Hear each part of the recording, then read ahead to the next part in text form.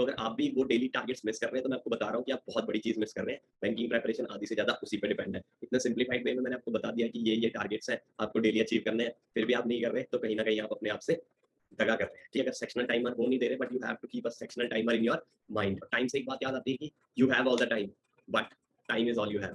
ठीक है? तो ये चीज़ याद रखना। To win the race you have to be in the race. ठीक है? क्या होती है कि आपका सोचने का टाइम कम हो जाए और ऑटोमेशन पे आ जाए चीज़ें। ठीक है? वो कैसे आएँगी? जब आप कुछ चीज़ों को बार-बार प्रैक्टिस करेंगे, अपने माइंड को पुश करेंगे और लिखना कम करेंगे। पेन एंड पेपर कम यूज़ होना चाहिए और माइंड ज़्यादा यूज़ होना चाहिए। ठीक है? तो आरआरबी क्लर्क का जो मॉक टेस्ट है, उसमें कम से कम 80 अटेम्प्ट करने की कोशिश करो। कभी होंगे नहीं या फिर कभी क्या पता हो भी जाए एक आधी बार, बट पुश करते रहना। वो that continuous push is very, very important. अगर आपको बोलेंगे 64% ऑफ 25 क्या होता है? तो इसका मतलब आपको ये दिमाग में आना चाहिए कि 64% of 25 is equal to 25% of 64।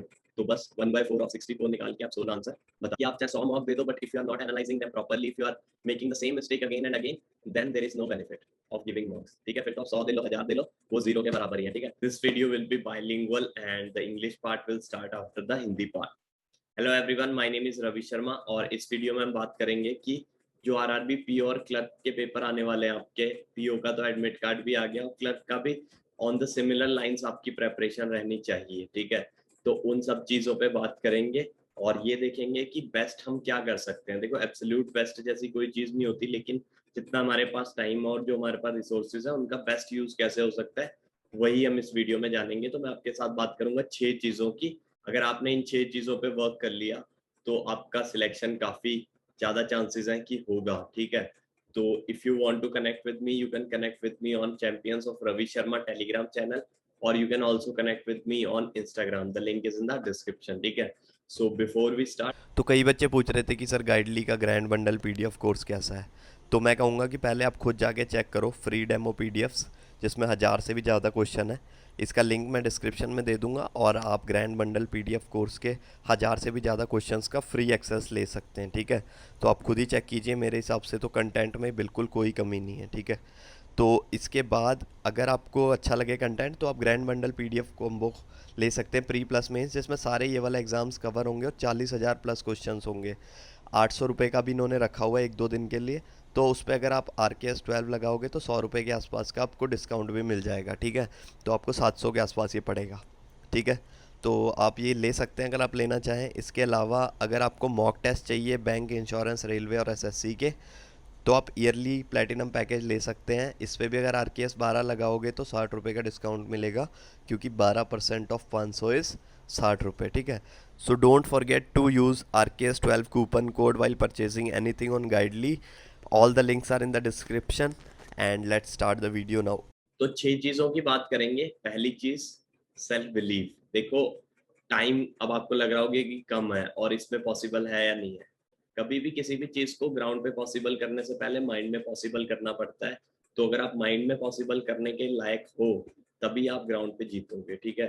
तो ये मत सोचो कि यार इतने से टाइम में कैसे होगा, तो मैं करूँ ही ना। देखो, हारा वही जो लड़ा नहीं। ठीक है? तो आपको लास्ट तक लड़ना है और जितने भी दिन है उनमें बेस्ट प्रैक्टिस करनी है और बेस्ट जो जैसे जैसे मैं बताऊंगा वैसे आपको तैयारी करनी है। तो आपका हो सकता है। अगर आप नहीं करोगे तो गारंटी है कि नहीं होगा, लेकिन अगर आप करोगे तो हो सकता है। तो आप भी रेस में रहोगे and to win the race you have to be in the race. ठीक है? तो सेल्फ बिलीव रखना बहुत इंपॉर्टेंट है। और अगर आप सेल्फ बिलीव रख के तैयारी करेंगे अगले 10-12 दिनों में, तो बहुत चांसेस है कि आपके सिलेक्शन हो। ठीक है? तो यही पहली चीज़ है कि सेल्फ बिलीव को कभी कमज़ोर मत होने देना। सेकंड चीज़, मेंटल मैथ्स या फिर जो माइंड कैलकुलेशन होती है, वो क्या होता है कि मैंने एक वीडियो भी बना रखी है स्पीड पे। तो आपको कम से कम 30 टू 45 मिनट्स एवरी डे आपको स्पीड पे लगाने हैं। स्पीड पे किस चीज़ स्पीड क्या होती है कि आपका सोचने का टाइम कम हो जाए और ऑटोमेशन पे आ जाए चीज़ें। ठीक है? वो कैसे आएंगी? जब आप कुछ चीज़ों को बार-बार प्रैक्टिस करेंगे, अपने माइंड को पुश करेंगे और लिखना कम करेंगे। पेन एंड पेपर कम यूज़ होना चाहिए और माइंड ज़्यादा यूज़ होना चाहिए। ठीक है? तो पिछली भी एक वीडियो में मैंने एक दिया था एग्जांपल। अगर आपको बोलेंगे 64% ऑफ 25 क्या होता है, तो इसका मतलब आपको ये दिमाग में आना चाहिए कि 64% of 25 is equal to 25% of 64। तो बस 1/4 ऑफ 64 निकाल के आप 16 आंसर बता दोगे। तो ऐसे करके आपको माइंड में कैलकुलेशन आनी चाहिए। उसके लिए इंपॉर्टेंट क्या है कि आप स्क्वायर्स याद रखो 50 तक, क्यूब्स याद रखो 20 या 25 तक। उसके अलावा आप याद रखो टेबल्स, 20 तक टेबल अच्छे से याद होने चाहिए। उसके बाद भी जो 2/2 की मल्टीप्लीकेशन है, यानी कि 2 डिजिट इंटू 2 डिजिट, वो आपकी स्ट्रांग होनी चाहिए। इसके अलावा परसेंटेज टू फ्रैक्शन एक ऐसी चीज है जिसको मैं बहुत ज्यादा वेटेज देता हूँ, और ये आपके टिप्स पे होनी चाहिए। मतलब 1/15 आपको कोई पूछे तो आपको बताना है कि 6.66% होता है, ठीक है। तो ये थी सेकंड चीज कि half an hour to 45 minutes you have to give to mental maths. इसके अलावा थर्ड, अब बात करूंगा थर्ड की। थर्ड है consistent practice of the daily things. Daily targets मैंने आपको दिए हुए हैं, और जो वो कर रहे हैं उनको मिरेकल्स दिखते हुए दिख रहे हैं, मिरेकल्स होते हुए दिख रहे हैं। तो अगर आप भी वो डेली टारगेट्स मिस कर रहे हैं तो मैं आपको बता रहा हूँ कि आप बहुत बड़ी चीज मिस कर रहे हैं। बैंकिंग प्रेपरेशन आधी से ज्यादा उसी पे डिपेंड है। इतने सिंप्लीफाइड वे में मैंने आपको बता दिया है कि ये टारगेट्स हैं, आपको डेली अचीव करने हैं, फिर भी आप नहीं कर रहे तो कहीं ना कहीं आप अपने आप से दगा कर रहे हैं। तो थर्ड चीज है कंसिस्टेंसी इन डेली प्रैक्टिस। और जो थर्ड चीज में एक चीज मैं ऐड करूंगा कि इंग्लिश रीडिंग आप करते रहना, ताकि आपको थोड़ा सा इंग्लिश की प्रोसेस से आप हटो नहीं, क्योंकि और भी बहुत पेपर हैं। अगर आप अभी इंग्लिश की प्रोसेस से हट जाओगे तो आपकी इंप्रूवमेंट फिर थोड़ी डिले होती जाएगी, और इंग्लिश स्लो प्रोसेस है तो ज्यादा डिले नहीं हम कर सकते। इसलिए 15-20 मिनट, आधा घंटा, जितना भी आप टाइम निकाल सको तो इंग्लिश की रीडिंग जरूर करना। इसके अलावा जो चौथी चीज है, तीसरी चीज कंसिस्टेंट प्रैक्टिस है, चौथी चीज है मॉक। मॉक के बारे में मैं 2-3 चीजें बात करूंगा, ठीक है। पहली चीज है कि ये जो आरआरबी पी और क्लर्क है, ये ज्यादा आपकी स्पीड पे डिमांड करता है, ठीक है, स्पीड की डिमांड करता है। तो I may sound foolish but it is important to focus on speed only. आपको ज्यादा से ज्यादा स्पीड पे ही फोकस करना है। नो, आपको रश नहीं करना है, लेकिन अपने माइंड को पुश करना है कि मुझे तेज करना है, ठीक है, बार बार, ठीक है। और पहली चीज होगी कि focus more on speed and less on accuracy in RRB PO and clerk मॉक्स, ठीक है। सेकंड चीज, आपको मॉक कैसे देने हैं और कितने देने हैं। देखो, जितने भी दिन है ना, उसमें से आप रोज एक तो आरआरबी पीओ का और एक आरआरबी क्लर्क का रोज इतने मॉक दो, कम से कम अगले 8 दिन, ठीक है। तो 16 मॉक हो जाएंगे और बहुत है। आरआरबी पीओ के पेपर में देखो क्या आता है, क्वांटिटेटिव एप्टीट्यूड आता है, और जो आरआरबी क्लर्क का पेपर होता है उसमें न्यूमेरिकल एबिलिटी आता है। न्यूमेरिकल एबिलिटी का मतलब होता है कि आपसे बस थोड़ा बहुत नंबर्स के साथ प्ले करवाएंगे, आपसे खिलवाएंगे नंबरों के साथ। और क्वांटिटेटिव एप्टीट्यूड में क्या होता है, थोड़ा सा अरिथमेटिक जैसे भी वर्ड प्रॉब्लम्स भी दिखते हैं आपको काफी, और डाटा इंटरप्रिटेशन भी थोड़ा सा ऑन द मॉडरेट साइड दिखता है। लेकिन आरआरबी क्लर्क का जो पेपर होता है ना, उसमें आपको सिर्फ गोलियां चलानी है, जाते ही आपको छक्के मारने हैं, ठीक है।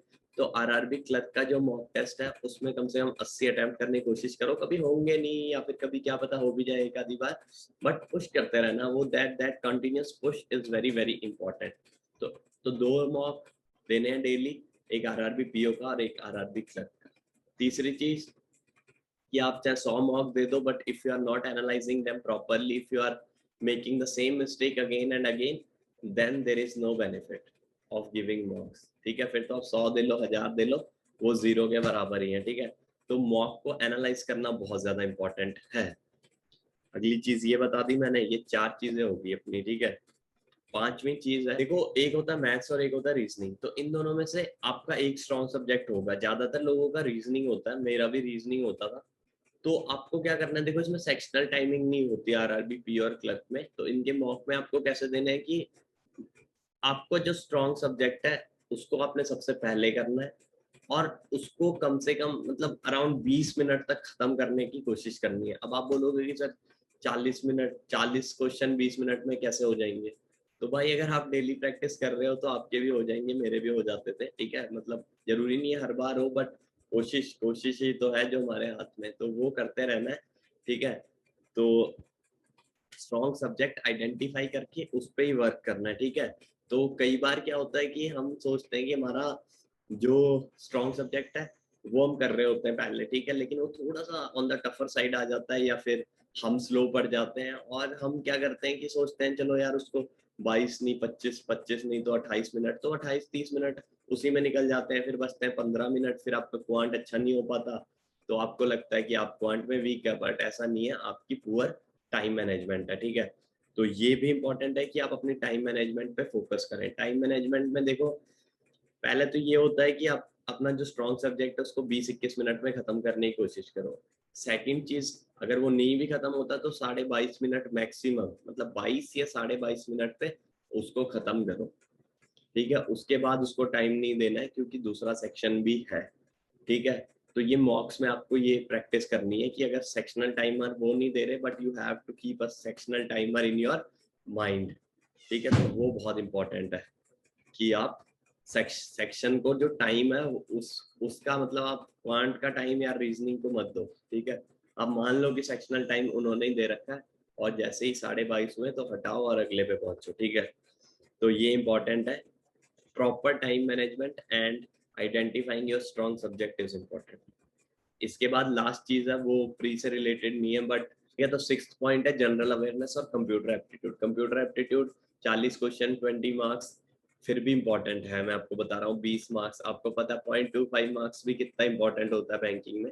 तो 20 मार्क्स की वैल्यू आप समझो और थोड़ा थोड़ा इनको भी करो। ऐसे यूट्यूब पे कभी फ्री बैठे हो तो देख लो कि top 500 computer aptitude questions for RRB, यार ऐसे कुछ भी लिखोगे तो आपको आ जाएगा। You have all the content and you have all the access, but आपको थोड़ा सा टाइम निकाल के देखना पड़ेगा। टाइम से एक बात याद आती है कि you have all the time but time is all you have, ठीक है।